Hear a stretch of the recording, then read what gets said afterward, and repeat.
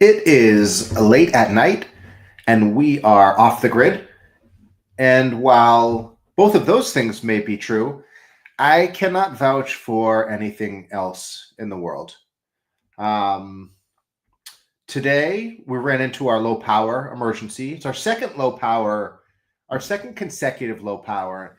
And yesterday, I talked about how we mark fall, and we don't mark fall with the solstice here on the off grid farm. We don't mark fall with October baseball here on the off grid farm. We mark fall with when we start to have to switch our power off from our power walls to our car. So we're still off grid. We're just powered by a different electric battery, a different generator setup, if you will. And we have a backup propane battery that we use to recharge our power walls. I talked about that a little bit yesterday, and I wanted to talk a little bit more about that today. So as we go into our power trip, and as you can kind of see the day to day, I'll run this video in parallel to me. You can see there's Posey kind of walking along our farm lane, and I think for me, for us, one of the things to showcase here, I'm not looking to run this channel to make a living. I am not looking to run this show. Look, I could do this anytime I want, and I could do it because I have no ads, I have no viewers. Frankly, I just want to put information out there so that when anybody does go back and watch this, there can be a little bit, kind of crumbs of help or knowledge or mistakes that we've made, and I could share along the way. And so the other thing is, I'm going to pause it there. You can see our solar shed in the background. You can see our farmer friend Ben, his portable chicken coop in the foreground, just in front of that solar shed, and you can see our house tucked back there. But for us, I think when a lot of people think about living off grid, they think about all of the concessions that they have to make, and not always focus on all of the incredible opportunities and really wonderful experiences that this kind of lifestyle provides. And I think we also have gotten traditionally just a little pigeonholed in a mindset where we think that off-grid living is either living on a camper, living on a tent, living like way, way off in the woods with a small setup, no bathroom, and lighting a fire outside to keep yourself warm. And while that could be true, and that is a way of living off the grid, that's not the way we live off the grid. And I think it's a nice distinction to make that we didn't compromise a contemporary modern lifestyle at all. So, in our house, like now, we've got full internet. That's been one of the biggest challenges. That should be its own episode. Is internet, because we've gone through Starlink, we've gone through Verizon, we've gone through a couple of different wireless internets because we have no grid hookup. And so here you can kind of see the gray, the sky, the overcast. And for us, not producing power is not necessarily about not having daylight. It's about the overcast sky. And I'll show you what we produce on a day like today, as you can see what the skies are like and the heaviness of the clouds. I'm going to show you that energy production. But our production is not incumbent upon it just being daytime out. We make sometimes more power in the rain than we do on a day like today. I think a lot of times. And I'll show you. I think we made just under 6 kilowatts today, which is not a lot of power. And we had scaled it down because we knew we were coming out of a gray day yesterday and into another gray day tomorrow. And that's just fall in New England. And so we were trying to be, and look at how green that grass looks. It looks good. The farm is growing. Things are growing. We've gotten enough water. We've gotten enough sunlight. Mother Nature she's sustaining herself, as she always does. It's just a matter of whether she can sustain us too, or whether we're going to bring her down with us. But there's our solar shed. There's a close-up shot of it. My wife's studio is right behind that in our house. Actually, my studio is above the garage right behind that, where I'm speaking from right now.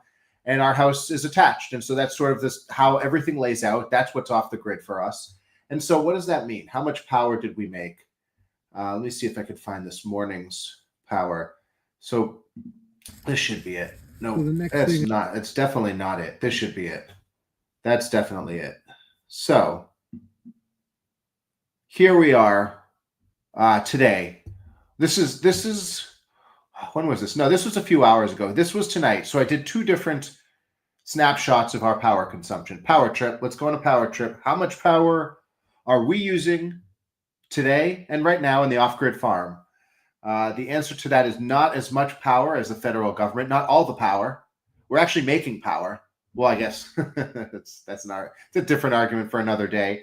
But we are making power, but it's not by the sunlight. It's not the best power. It's not the power. It's not the cleanest power. Put it to you that way. It's not the cleanest power. It's not the most efficient power. But we are making power, and the reason of that is because we were down to 8% early this morning. This was like 8:45 this morning. Oh, no, I'm sorry. This was 8:45 p.m. This was tonight. It is too late. I'm getting a little jumbled. Let me back up here. 8:45 p.m. So just before 9 o'clock tonight, and you could see the power spikes that we used today. Let's run this again real quick. So here's the power spikes that we had today. 17.7. You can see it was a brief little snapshot there of what we used. It said 17.7 kilowatts we used today, which actually isn't a lot of power. And you could see why it's bookended at the beginning of the day and at the end of the day with our car power. And I'm going to show our car power. I'm going to show you what that looks like, what it actually is to walk out of our front door and switch power to our car. And so you could see what we discharged and charged from the power walls. You could see what we generated from the solar. I'm going to pause that for a second. Bring that back. That's 5.7 kilowatts. That's not a lot of power. That's not on a low power usage day for our family. We're still going to be 12 kilowatts. I mean, that's low. 10 to 12 for us. So we could cut it down to that. And that would be less than a half a kilowatt an hour. If you think 24 hours, if you're thinking 24 hours and it's a half a kilowatt an hour, that's still 12 kilowatts right there. And I'd say that's a baseline. And I can tell you what we're using right now. What we're using right now is 0.7. So 0.5 is a little, we could get there. We're running some things. I actually think the dryer is ending its drying cycle right now too. So we are using some things in the house, but 0.5 would be low. So 5.7 is just not enough power for us to get by for the day. Hence why we've got to take full measure, as Walt White would say. So you can see we use the 17.7. How does that bookend? How does that stack up with yesterday? 27. That's a typical winter day running the heat. Look at the spikes there. Green spikes, battery spikes, yellow spikes, solar spikes. It just means the power we're using and where it's coming from. See, the spikes are when the heat turns on. That's an easy one to track.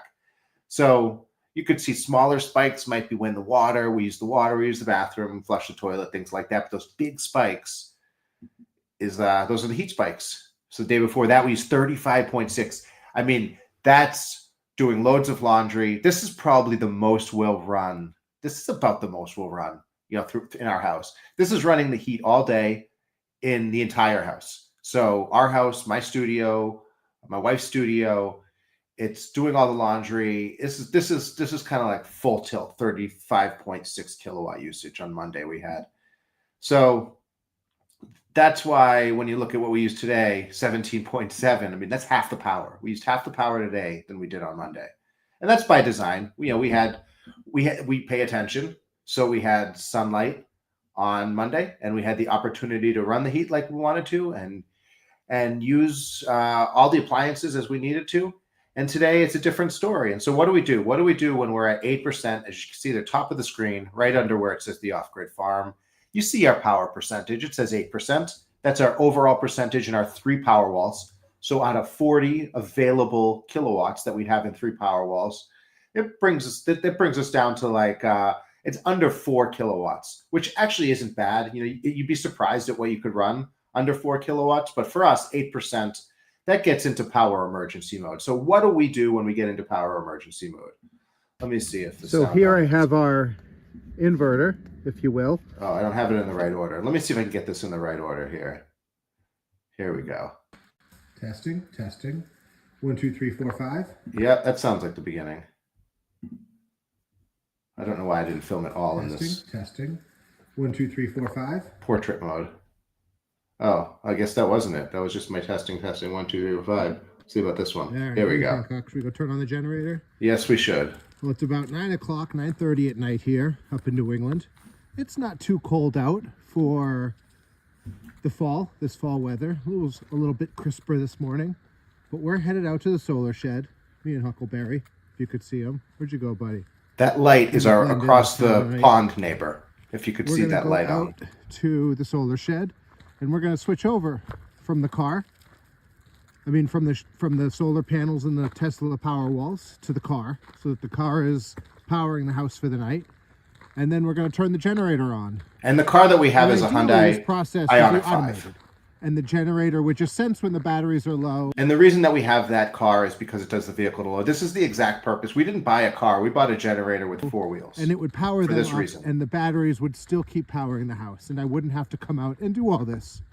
But alas, here we are. So the first step is to take out our inverter and plug it into the car so that we can pull vehicle to load out from the car. So that's step one. So how do let's we get get that out. how do we All get set. power out from the car? We've got a Tesla connector Here we adapter because this Ioniq 5 does have a Tesla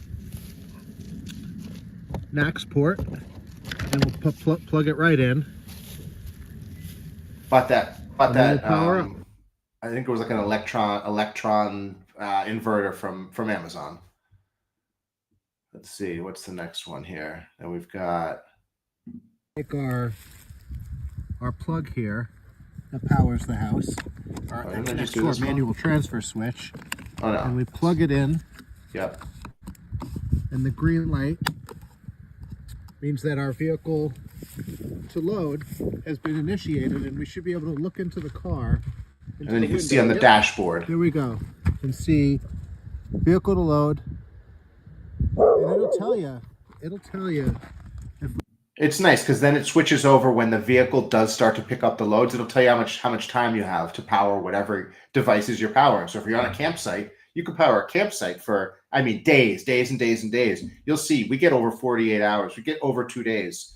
And probably more than that in all reality. It says we have 44 hours Yeah. and 31 minutes of time remaining to run our house. 44 hours. That's pretty cool to see that, I gotta say.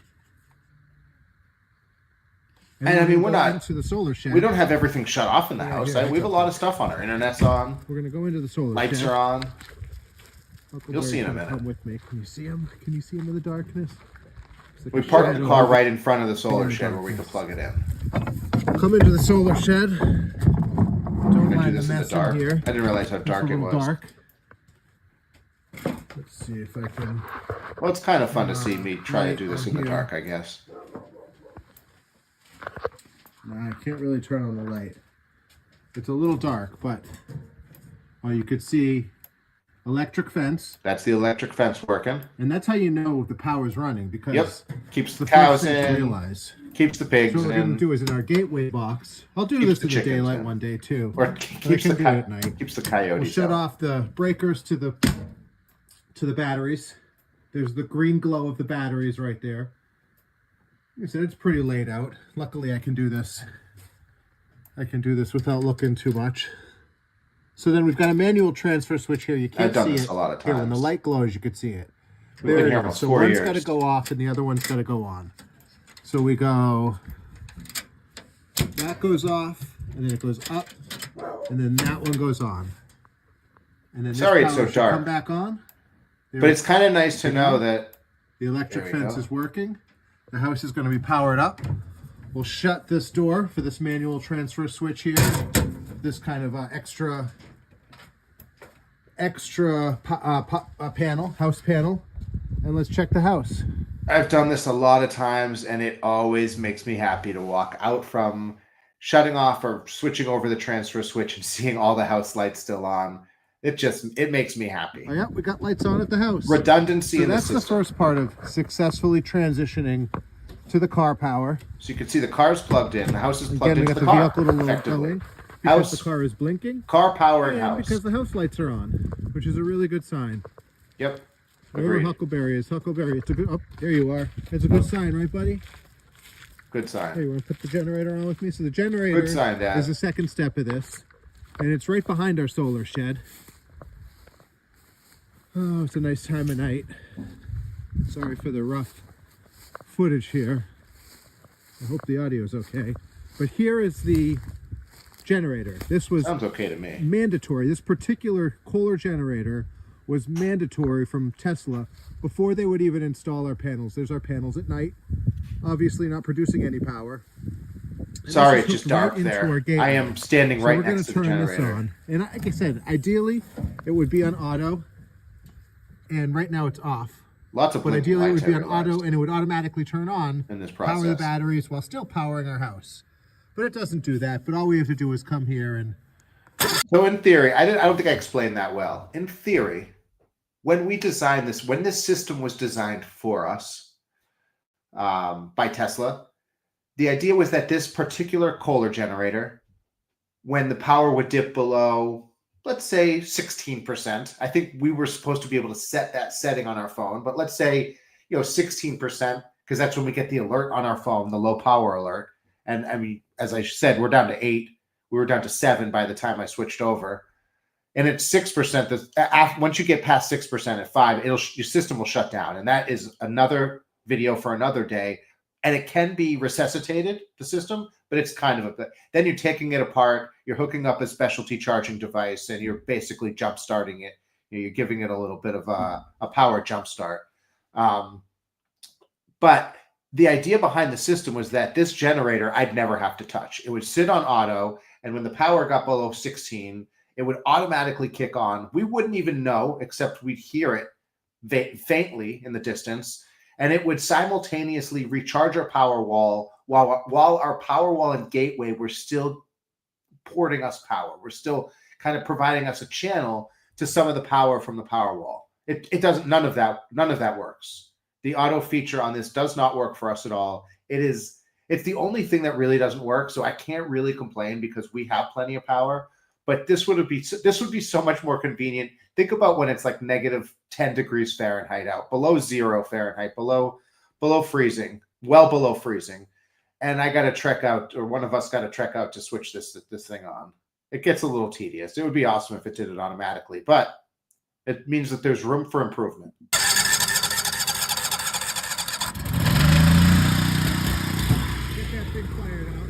There it is. And then I'll show you the kind of power that it's going to produce. About 5 kilowatts, a shade under 5 kilowatts.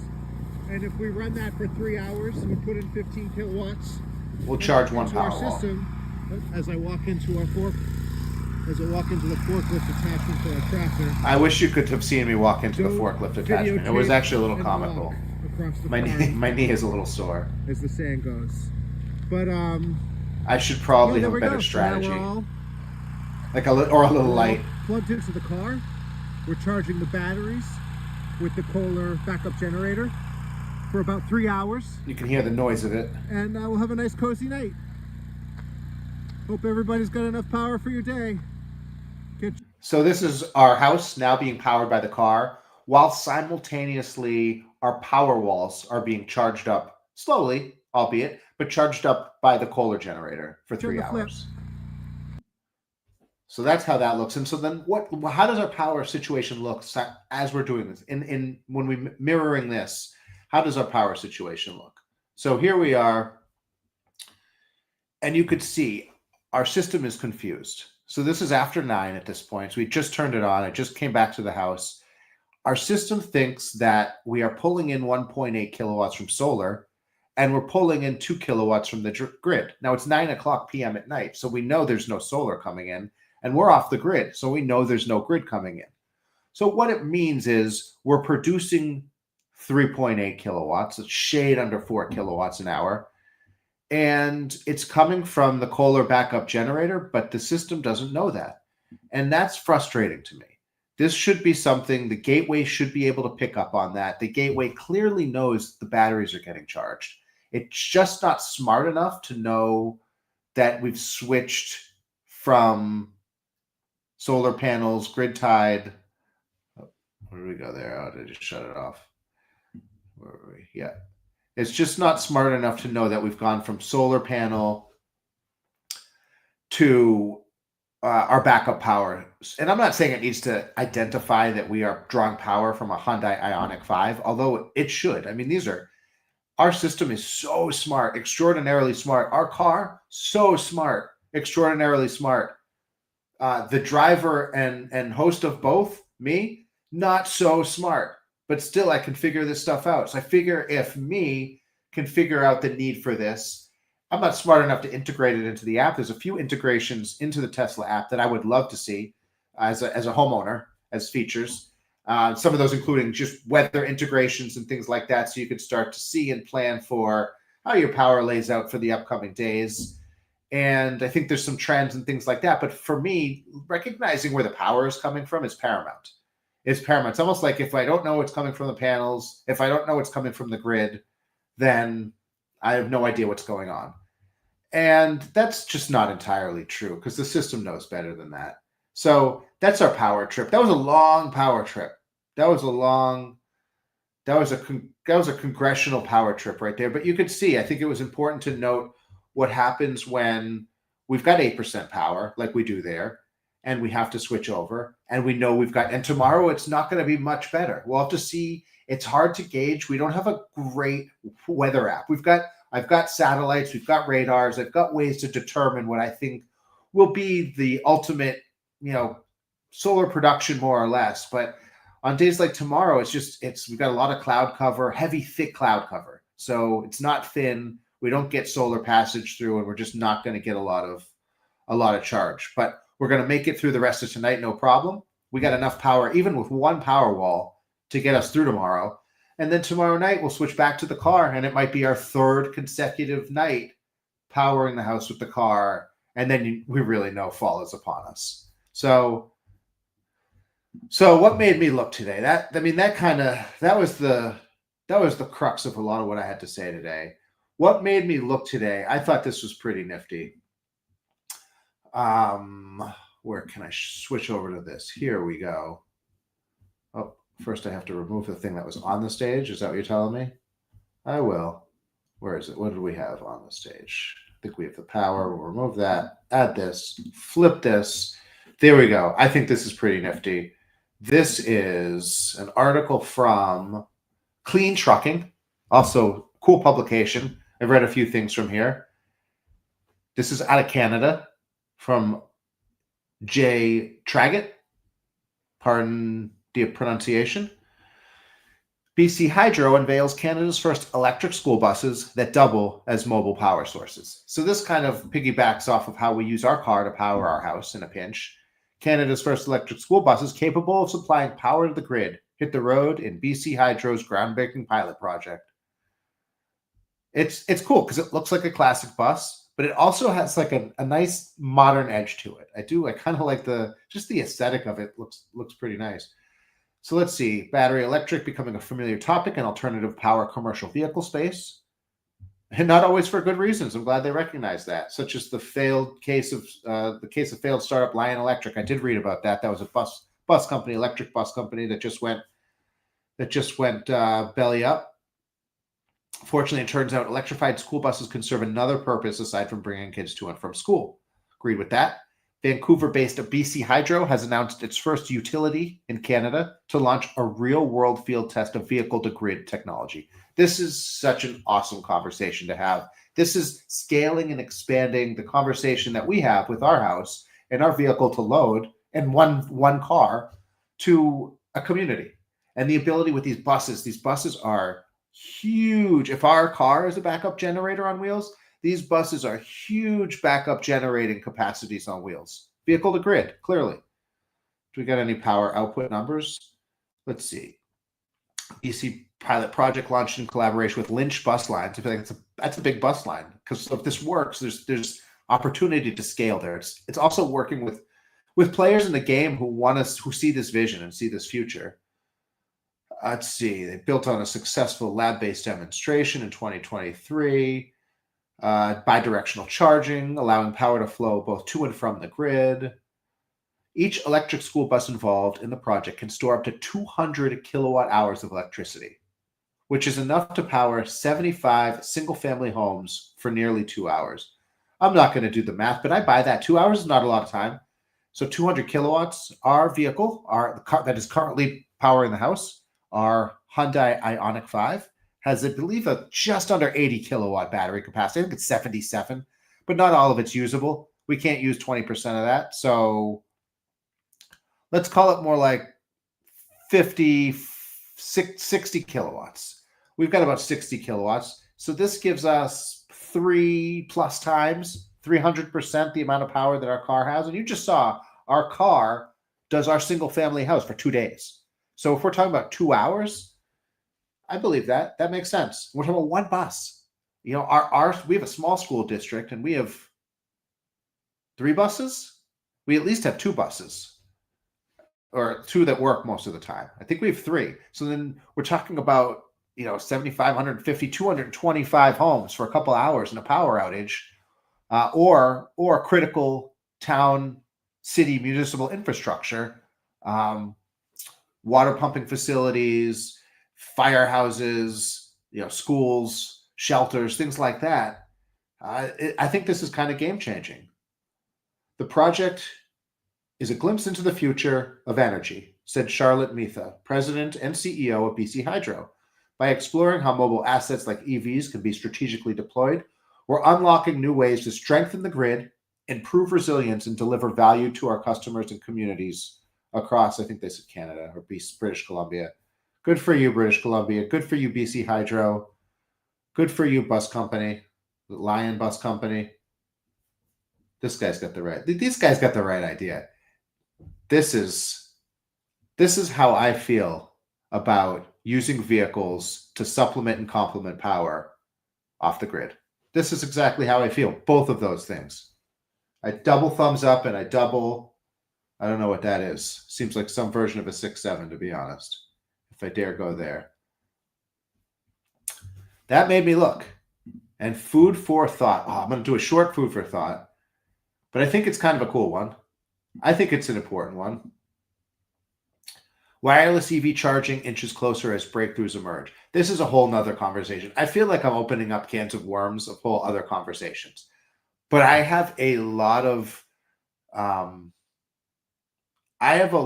faith in this part of ambitious electric vehicle charging and technology. Because once we can capture wireless bidirectional charging, then it's a matter of that power is accessible anywhere. You could be driving down the highway and charging your car up and then bringing that to your house and powering your house. Your daily commute becomes so much more seamless because there's no stopping to get power and there's no stopping to switch to power. All the whole process by which I showed in the dark, this terrible video that I just showed you where you couldn't see anything and probably couldn't hear anything, but still, if you took away anything, the gist of it was that we're able to switch the power from our home over from, in our case, our Powerwalls, but to our vehicle. And to think something like this, you could both charge your vehicle, but also you could pull power from your vehicle if electric vehicle charging becomes wireless and this sort of thing. I won't get into the whole, this has so many pop-ups. I don't want to get into the whole, so companies are pouring extensive, the possibility of futures of EV charging. Sorry, I'm just skipping ahead as my brain's skipping. For example, researchers at Oak Ridge National Laboratory managed to wirelessly charge a Hyundai Kona Electric with 100 kilowatts of power at 96% efficiency. That's crazy. We charge in our Tesla supercharger. Our Tesla supercharger hits like 126 kilowatts. And that's plugged in to a super high efficiency, really, to a product that has a lot of historic use. And this is just kind of like we're figuring it out as we go. So the wireless arrangement added 50% charge in 20 minutes with 5-inch clearing between the charger pad and the car. So you're driving 20 minutes wherever you are, or you're sitting in a parking lot somewhere and you're wirelessly charging and you don't even have to plug in anywhere. I think that's pretty great because this is how and that's a nice charging setup right there.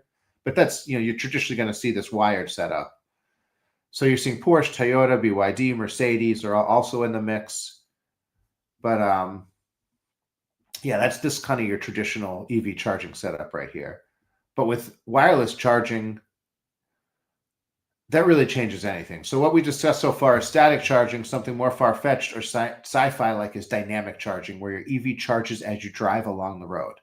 The inductive charging bits are embedded into the road itself, eliminating range anxiety for good.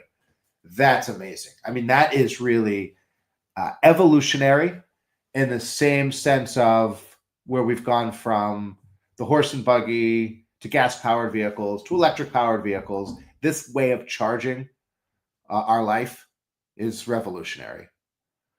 It's not a pipe dream. In late 2023, thanks to the company Electrion, a quarter-mile stretch in Detroit wirelessly charged a Ford e-Transit while driving at 9 miles an hour. We are truly living in an age of wonder. I agree with that. And an age of opportunity. And it's a little bit like the Wild West. It's like a super high-tech Wild West. It's like, I don't know. It's definitely a frontier. It's impressive. It's exciting. And I'm all for it. And so we've got a lot of things, a lot of excitement coming up. And I'm going to try to stay up on it because I think there is so much opportunity here to keep growing this industry, but to keep growing our understanding and our perspective of what it means to live off the grid and ways that can adapt to our lives, our families. And I think that's awesome because we've never been in a position to have the democracy of power that we do now. And when we started out 5 years ago designing, we had basically one choice. We had Tesla Powerwalls, and now there are so many more choices.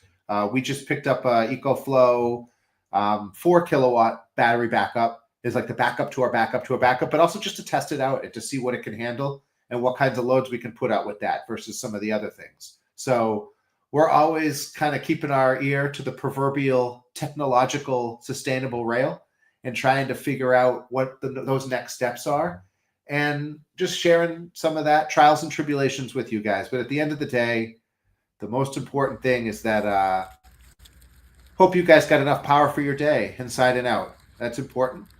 Take care of yourselves, take care of the people around you, because sustainability starts within and works out from there. And that being said, I'm getting tired. We switched over our power. We made plenty of power tonight. It's impressive. Hope everybody has enough power for their day inside and out. I'm Jonathan the Painter.